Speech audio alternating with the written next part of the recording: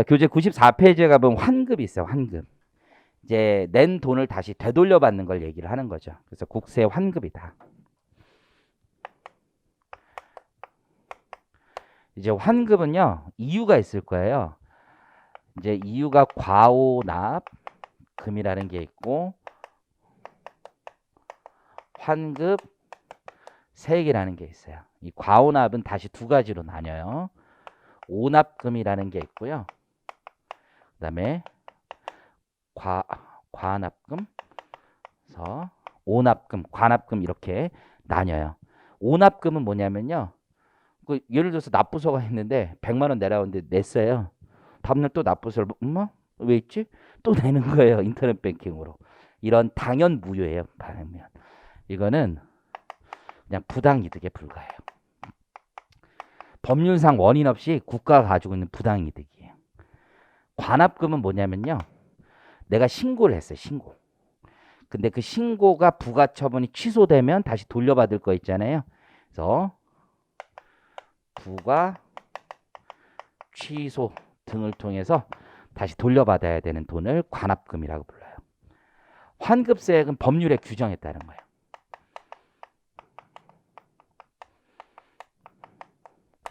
그러니까 다른 말로 하면 법률의 규정에 따른다는 건 다른 말로 하면 심플한 건데요. 이런 거예요. 내가 결정세액이 있는데 기납부세액이 있죠. 돌려받는 거. 매출세액보다 매입세액이 더 많으면 돌려받는 거 있죠. 당연히 받는 거예요.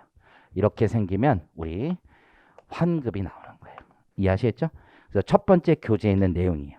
그래서 오납금이 뭔지 관합금이 뭔지 환급세액이 뭔지를 말씀드린 거예요. 이해하시겠죠? 그럼 오납금은 사실은요. 거의 환급금 결정도 필요 없어요. 그러니까 납세자가 돌려달라고 얘기할 필요도 없는 거예요. 얘는요. 경정 청구 등을 통하겠죠. 불복을 통하겠죠. 얘는 신고서 내겠죠. 그러니까 주로 문제가 되는 건 이쪽인 거죠. 이해하셨죠? 그러면 환급이 나중에 첫 번째는 프로세스가 있어요. 환급이 먼저 결정돼야 돼. 결정. 거기 교재 보면 환급금이 결정되는 거예요. 결정. 그래서 환급 사유가 있으면 즉시 환급으로 결정하게 돼 있어요. 법률상. 환급 사유가 있으면 환급금을 결정을 하고 그 결정에 할 때 환급 가산금도 함께 지급을 하는 거예요. 이자 같은 걸 잘 주는 거예요. 우리가 납부지연가산세는 10만 분의 25죠. 그거 하면 연 9. 몇 프로인가 되는 것 같아요. 근데 환급 가산금은요. 1.2% 줘요. 너무한 거죠? 1.2%. 연부연납할 때도 요거랑 똑같이 가는데 1.2%. 우리가 국세도 소멸시효가 있잖아요. 환급금도 소멸시효가 있어요. 그래서 거기 보시면 소멸시효 행사할 수 있는 날부터 5년간 행사하지 않으면 소멸시효가 완성이 돼요. 근데 소멸시효에는 중단과 정지가 있죠. 그렇죠? 환급금이 이렇게도 많이 생겨요. 무신고 하잖아요. 무신고. 그러니까 추계로 돈을 받았어 내가. 그러니까 예를 들어서 미용실 다닌 친구가 있어. 미용실의 스태프들이 인건비가 한 100만 원 이런 데가 되게 많아요. 월에. 머리 감겨주고 우리 하는 친구들 있잖아요. 100만 원인 친구들이 많아. 근데 이제 좀 비싼 미용실들 있죠. 비싼 게 머리 감는데 얼마인지 나 잘 모르겠는데 나는 와이프랑 같이 보통 가가지고 자르니까 비싸더라고. 되게 비싸더라고. 근데 이렇게 비싼 거 생각하니까 그 정도는 당연히 받아야 되겠다는 난 생각이 들더라고. 머리 감는데 뭐 10만 원 넘고 막 이래 남자 머리 감는데도 남들이 놀래는데 뭐 1시간 동안 나 머리 잡아주고 뭐 옆에 친구도 인건비가 엄청 들어가잖아. 근데 그런 업체들이 대부분 보니까 되게 유명한 데들 비싼 데들 있잖아요. 스태프들 직원 최저임금을 다 줘요, 진짜로. 그거 당연한 거 아니에요? 최저임금 다 주고 하면은요, 여러분들 올라갈 수밖에 없는 거야. 근데 보통 이제 미용실 중에서는 스태프들한테 100만 원 준 데 진짜 많아요. 어쨌든 문제가 있는데 이 친구들이 근데 근로자로 안 해줘. 대부분. 근데 비싼 미용실 있죠. 다 근로자로 해주는 거야. 4대 보험도 가입해주고. 그렇죠? 급여도 주고. 그럼 그 친구들은 세금까지 포함하면 인건비가 2배, 3배가 되는 거야. 그러니까 올라갈 수밖에 없는 거야. 그런데 이런 친구들 있지. 100만 원 받는데 4대 보험도 안 해줘. 그러면 어떻게 하냐면 3% 원천징수하고 사업소득으로 떼고 나가는 거야.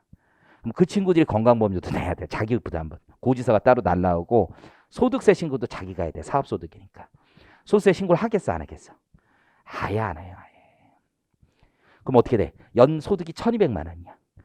그러면 국세청에서 무신고가 들어오죠? 근데 원천징수 된 거 있잖아. 컴퓨터가 자동으로 돌려버려 그냥. 그러면 환급세액 나와요. 그냥 환급세액 나와. 무신고라도 가산세 붙여도 환급세액 무조건 나와. 왜냐면 3% 뗐으니까 36만 원의 기납부세액 있잖아. 그죠? 추계로 미용실 거기 딱 들어가 있잖아. 그럼 추계 소득이 한 400, 500도 안 나와. 그죠? 그럼 400, 500도 안 나오고 기본공제 받고 표준세액공제 받잖아. 그럼 결정세액이 한 10만 원 나와. 10만 원도 거의 안 나와. 그럼 기납부세 30몇만 원이니까 환급세액이 생기잖아. 환급세액을 가져가라고 그래. 뭐를 줘? 통지서를 보내줘. 통지서를. 그럼 그 친구들 집에 이제 통지서 왔죠? 통지서를 열어보질 않아.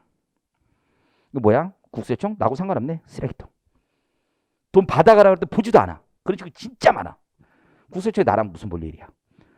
이해하셨죠? 그래서 환급 안 내면 통지서 와도 아무것도 보지도 않습니다. 우체국 가서 찾아가는 거야 이게. 계좌 신고를 한 적이 없기 때문에 우체국 가서 찾아가야 돼. 아무것도 안 해. 이해하셨죠? 그럼 소멸시효가 어떻게 돼?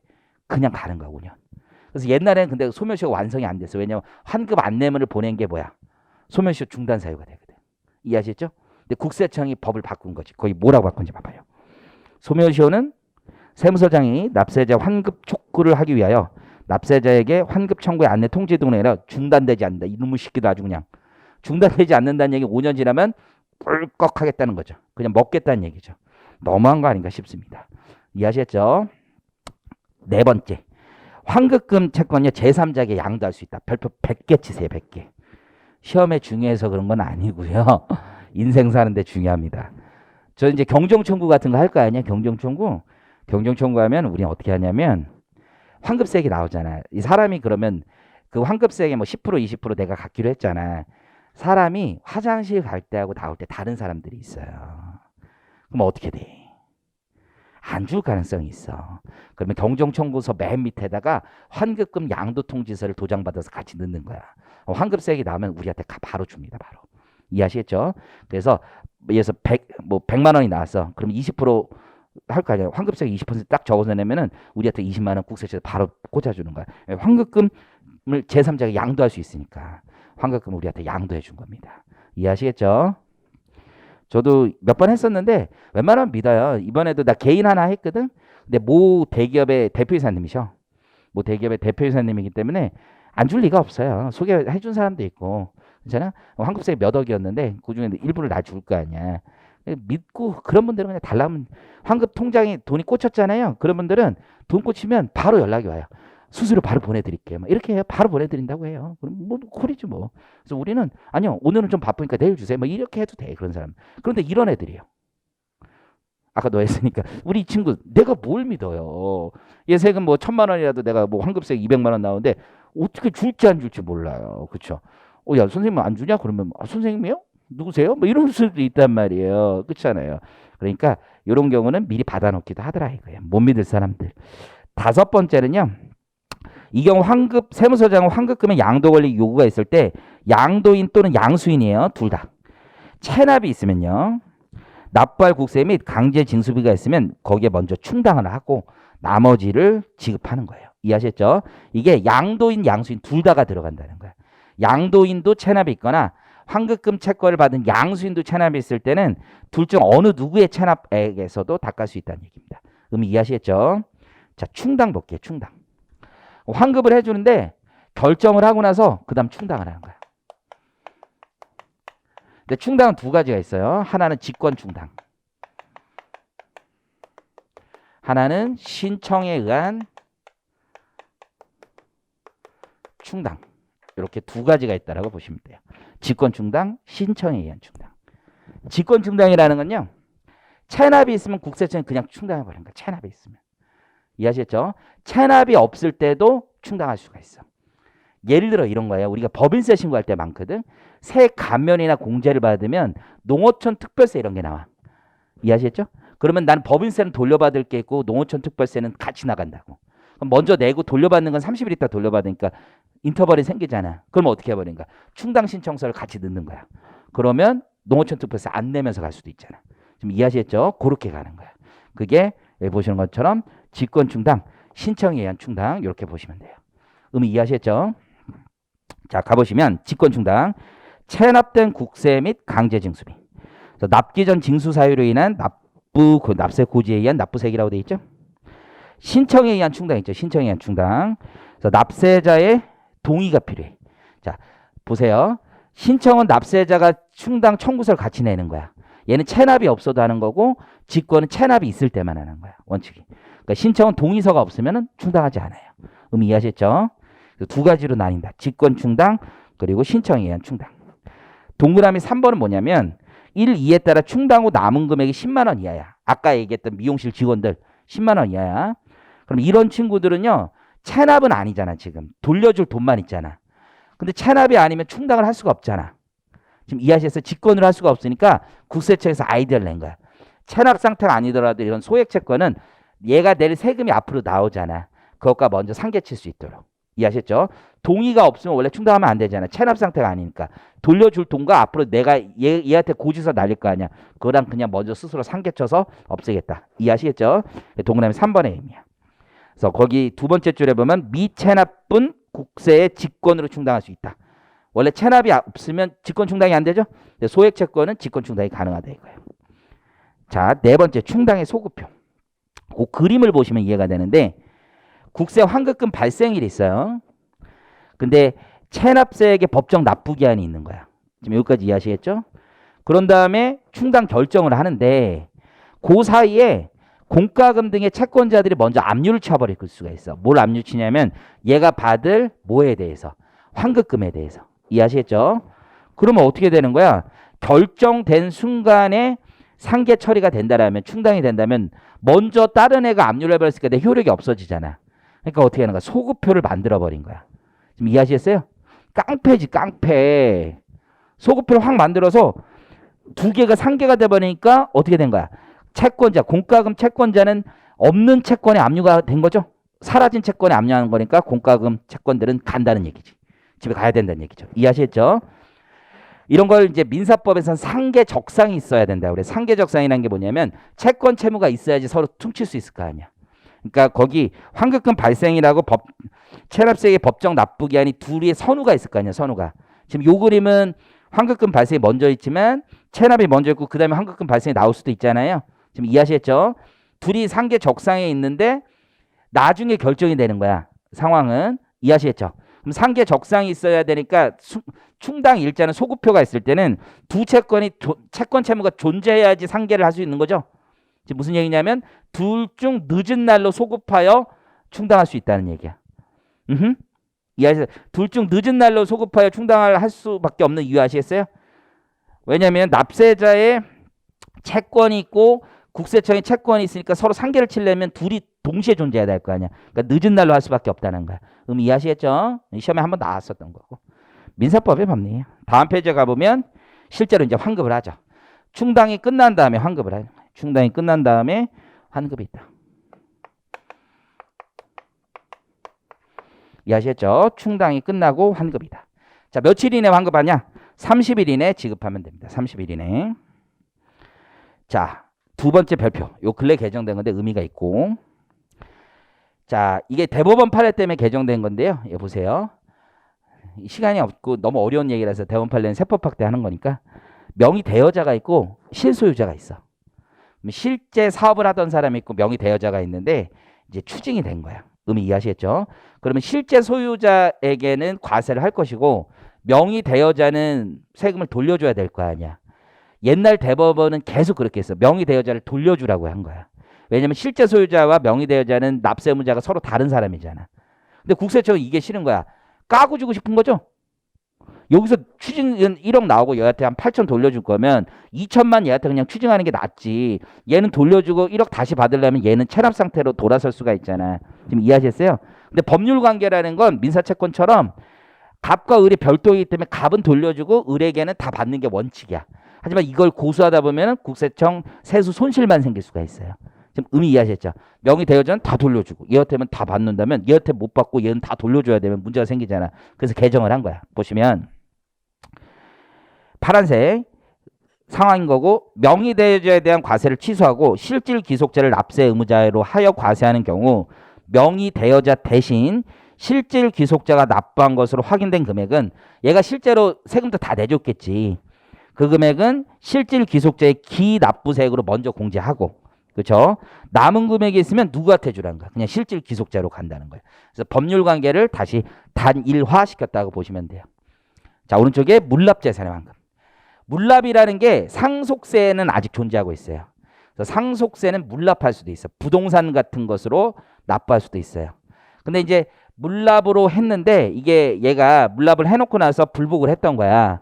그러면 과세 처분이 취소될 수가 있잖아요. 그럼 취소되면 돌려받겠지. 원칙은 뭘로 받는 거냐면 물건으로 받는 거야. 물납 재산으로 환급받습니다. 원칙은 이해하시겠죠? 두 번째 문단을 보시면 물납은 나중에 원래 환급할 땐 가산금 주잖아요. 물납은 가산금 주지 않습니다. 금전으로 받은 게 아니기 때문에 물납은 가산금 주지 않습니다.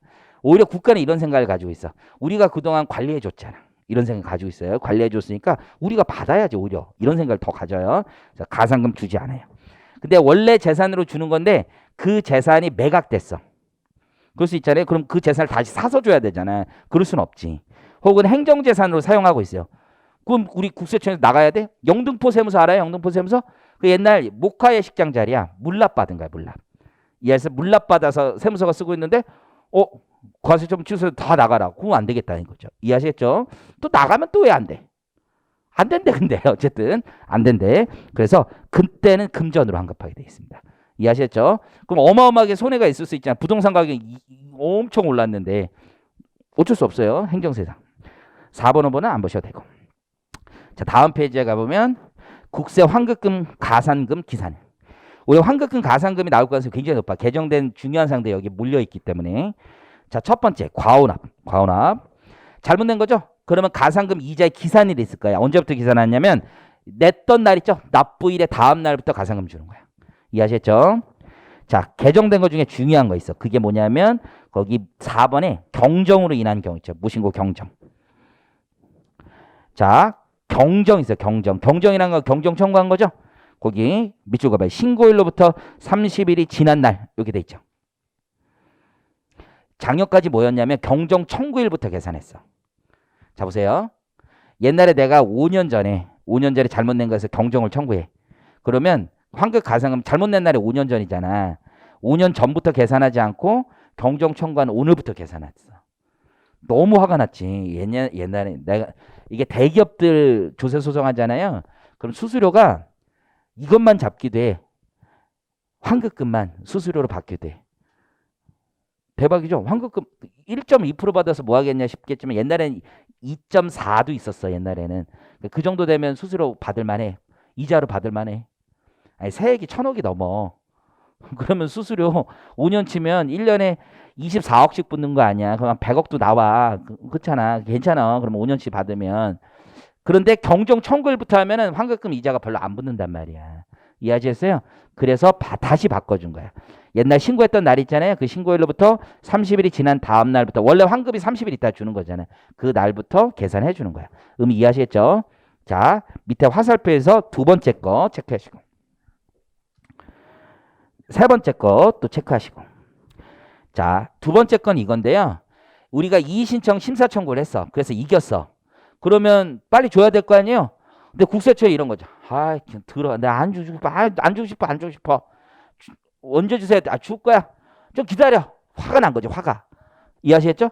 그렇게 늦게 주면 1.5배 가산해서 주라는 거예요. 빨리빨리 주라는 거죠. 거기 보시면 거기 아니 우리가 지고 나서 승복을 안 하는 사람들이 있는 거 아니야. 그러면 1.5배 가산한다는 거예요. 거기 보시면 확정된 날부터 40일 이후에 납세자에게 국세 환급금을 지급하는 경우는 일반 국세 환급금 가산 이자율의 1.5배를 가산한 이자를 주라는 거예요. 이해하시겠죠? 두 번째. 자, 보세요. 지금은 경정 청구가 5년이야. 옛날에는 3년이었고 1년이었던 시절도 있어. 그럼 1년 전 거는 안 해주는 거야. 3년 전 거 안 해주던 시절이 있어. 그때부터 많이 활용한 게 고충이라는 거야. 고충. 경정 청구 요건이 안 돼도 너무 억울하면 세무서 민원실 가서 고충 처리를 할 수 있어. 고충. 원래 법적으로 주는 거 아닌데 아예 불쌍하다 하면서 줄 수도 있어. 대박이죠? 이런 제도가 있어. 국무총리 산하에 고충처리위원회라고 들어봤지. 거기 가서 고충할 수도 있고. 그렇게 해서 돌려주잖아요. 국세청이 안 줄 거 준다는 마음이 있단 말이야. 그때 환급금 가산 이자는 안 주겠다는 거지. 옛날 그때도 줬거든요. 환급금 가산 이자를 안 주겠다는 거야. 이해하시겠죠? 그거까지 잘 기억하시고. 자, 환급금 발생일 있죠? 그거는 그냥 보시면 되고. 환급 가산 기산일이 중요한 거고. 자, 이제 조세 쟁송 갑니다. 조세 쟁송. 이제 세금에 대한 다툼이 생긴 거야. 다툼. 그러면 조세 쟁송은 두 가지로 나눠볼 수 있어요. 보시면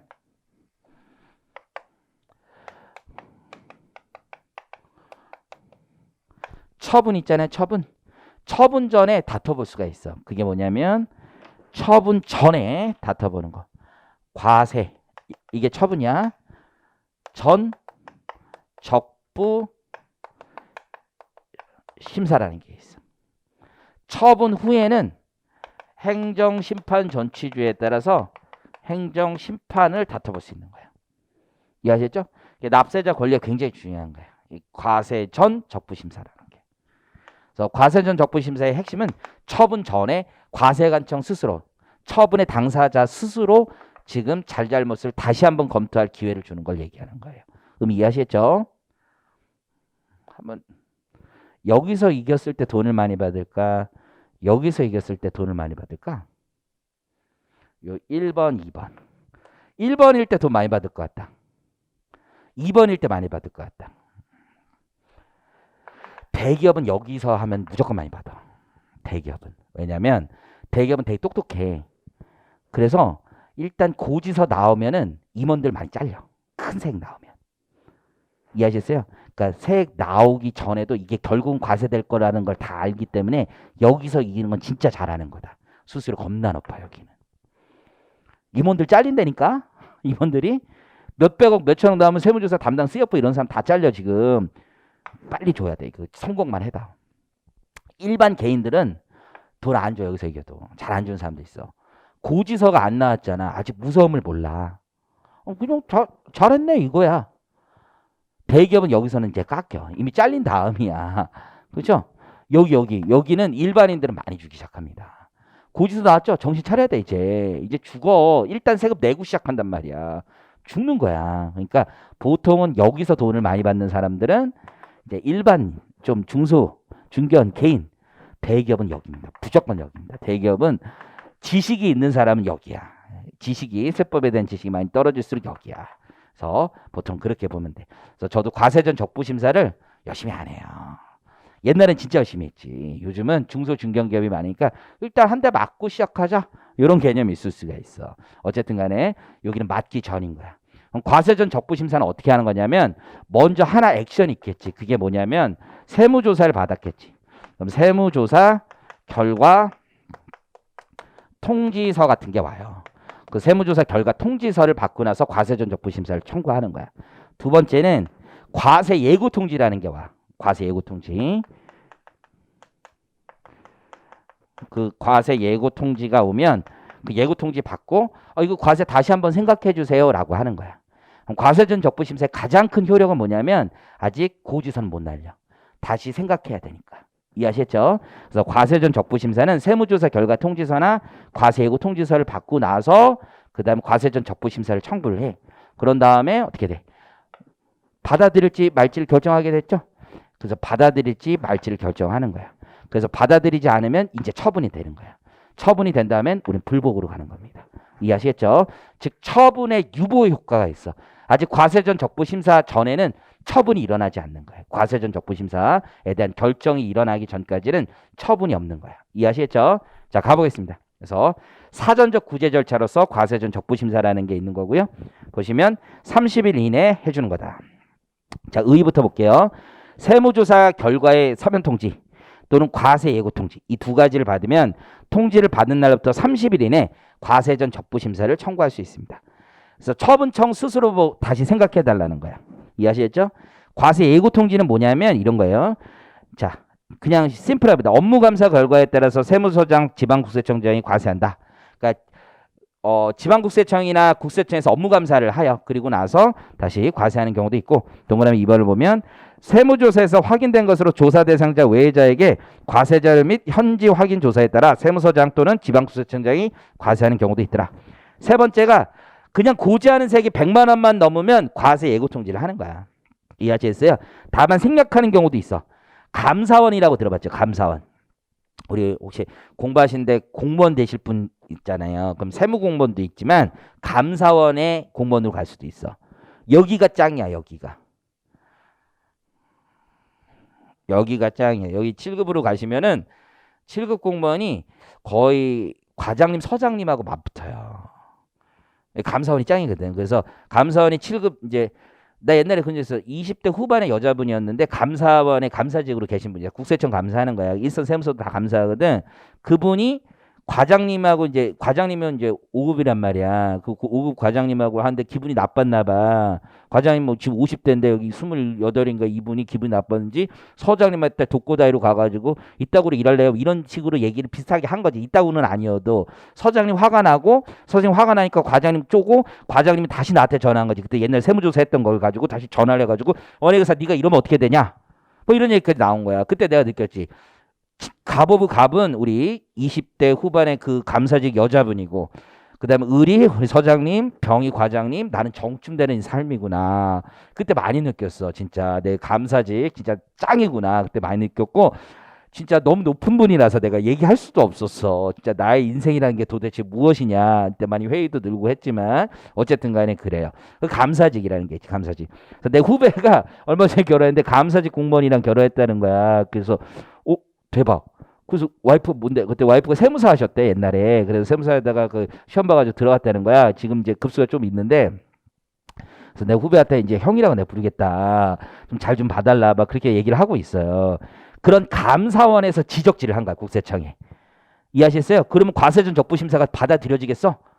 지금 감사원에서 얘기하신 거야. 서장님도 아무 말 못하는데 과세전 적부심사가 웃긴 거지. 웃긴 거 그 자체가. 그래서 거기 보시면 단서조항이지. 감사원법에 따른 시정 요구에 따라 과세 처분하는 경우로서 소명 절차 이게 다 필요 없다는 거야. 과세전 적부심사 받아줄 것도 아니라는 거예요. 이해하셨어요? 그때는 예고 통지 필요 없어. 그냥 과세하는 거야. 이해하셨죠? 감사원에서 야 이거 과세해 그러면 그냥 과세하는 겁니다. 우리나라 세제가 지금 현재 이렇습니다. 이해하시겠죠?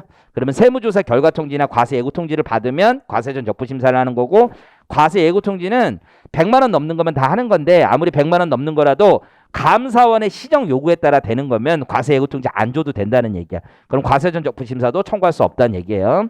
자, 국세청장의 청구 이건 편하게 보시면 돼. 원래는 서울지방국세청에서 처분하면 서울지방국세청에 과세전 적부심사하는 거야. 이해하시겠죠? 그런데 금액이 크거나 국세청의 해석이 변경돼야 되는 경우라면 그때는 국세청장이 할 수도 있다 이게. 10억짜리가 있어. 10억. 그렇죠? 10억 넘으면 국세청으로 갈 수도 있어요. 근데요. 서울지방국세청 그냥 하는 경우도 많아요.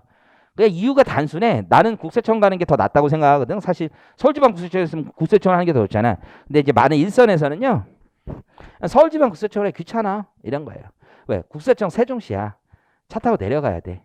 그냥 그거예요. 멀어. 그냥 나 그냥 서울지방국세청에서 할래 이런 사람들도 있어요. 왜? 과세전 적부심사에 큰 의지가 없는 거죠. 저 뒤에 가서 하겠다 뭐 이럴 수도 있어. 이게 억셉트 되는 비율이 낮아 일반적으로. 자 오른쪽에 가보면 결정 통지 있죠. 청구를 받은 날부터 30일 이내 통지하게 돼 있습니다. 결정 통지. 그리고 청구 제외 대상 있죠. 요 별표.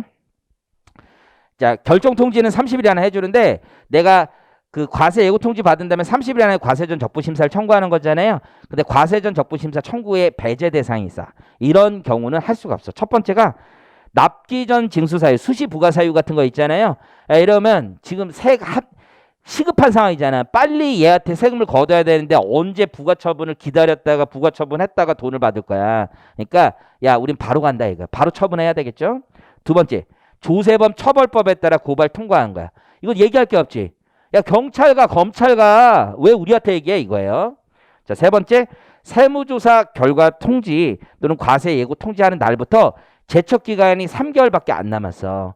그러면 이게 부가처분이 유보가 되잖아요. 그럼 30일 기다렸다가 또 30일 심사했다가 부가 통지하다면 까딱하면 제척 기간 넘었잖아. 그럼 그때 부가처분하면 제척 기간 이후에 처분이 되잖아요. 그래서 3개월 이내라면 할 수가 없다. 상호합의 조약이 뜬 경우에는 지금 여기서 얘기할 게 아니죠. 지금 청장님하고 US에 지금 미국의 청장님하고 얘기할 일이야. 여기가 지금 함부로 나설 일이 아니에요. 재조사 결정이라고 있어요. 그 뒤에서 배울 건데 그 재조사 결정이라는 건 사실관계 확인해서 다시 조사하는 거거든요. 그거는 세무조사라고 보지 않아. 기본적인 개념이. 그래서 얘도 아니다 라고 생각하시면 돼요. 결정의 종류 있죠. 그러면 세무서장님이 결정을 하는 거야. 처분청에서. 근데 거기 보시면 국세심사심의위원회가 있어요. 거기 국세심사위원회 옆에 한마디씩 거드시는 분들이 있다고. 그분들의 심의를 거쳐서 30일 이내 결정을 하면 돼. 여기는 그냥 인정되는 경우, 인정 이유 있다고, 이유 없다고 이렇게 돼 있죠. 기각, 인용 이런 말을 쓰지 않아. 기각이나 인용만은 처분이 있은 후에 하는 말이야. 이건 처분 전이기 때문에 우리가 받아줄게, 말게 이렇게 표현하고 있다라고 보시면 돼요. 넘기시고 이런 경우가 있어요. 이제 세무조사가 다 끝났어. 그러면 이제 밀당이 있어요. 그래서 국세청에서 한 300개 얘기했어요. 근데 막 300개 너무 많아요. 우리 죽어요. 그러면 한 250개로 하시죠. 이렇게 해서 밀당을 해서 이제 정리를 해. 그러면서 반장님이 얘기해요. 조기 결정하지? 이게 뭐냐면 우리가 과세전 적부 심사 필요 없다. 바로 조기 결정하고 이대로 내겠다라는 뜻이야. 이해하시겠죠? 물론 조기 결정 신청한 다음에 불복을 못 하는 건 아니야. 하지만 지금 서로 약속한 거죠. 신사협정을 맺은 거야. 우린 불복 안 하겠다고. 그렇죠? 그러니까 조기 결정 신청한 거야. 왜냐면 30일 있다가 부가처분을 해야 된다고. 근데 그러면 가산세도 많이 나오고 그럴 거 아니야. 그냥 지금 바로 처분해 주세요. 저희는 조기 결정하겠습니다. 하면 그냥 바로 처분되는 거란 말이야. 이해하시겠죠? 그러면 반장님하고 얘기를 한 거지 이미. 저는 불복을 안 합니다. 그냥 합의한 거지. 물론 법률성을 할 수 있어. 불복을. 과세전적부 심사는 못해. 조기 결정 신청하면 과세전적부 심사는 못하지만 불복은 할 수 있단 말이야. 이해하셨죠? 그렇게 얘기해놓고서 나중에 불복하고 그러면 반장님은 많이 화나겠지. 그렇잖아요. 그래서 조사관님들 제일 싫어하는 게 불복이란 말이에요. 불복. 불복한다고 그러면 되게 싫어요. 이게 마지막에 밀당하면서 이거 저희 이러면 불복해야 돼. 그러면 그럼 이거 안 할 테니까 요거는 네. 뭐 이렇게 합의가 될 수도 있단 말이야. 그렇죠? 나 같은 경우는 이제 조사 잘 되면 반장님 물어봐요. 불복할 거야? 막 그래. 불복에 저거 할 줄도 몰라요. 그 뭐야? 막 이렇게 얘기를 한단 말이야. 그러면 이제 야, 네가 지금까지 불복한 리스트가 다 나와요. 여러분들 조사하면. 너 이거 지금까지 이거 왜 한 거야? 왜 했지? 그때 전 잊었어요. 저는 머릿속에 지우개가 들어갔어요. 이렇게 막 웃는단 말이야. 그러면 거의 끝난 건데 어쨌든 조기 결정 신청 뭔지 아시겠죠? 우리 과세전정부 심사 안 할 테니까 이대로 끝납시다. 이게 조기 결정 신청이라는 거예요. 자, 의미 이해하실 거고. 자, 좀 쉬었다 불복 절차 가보겠습니다. 요 중간에 끊을 수가 없어서.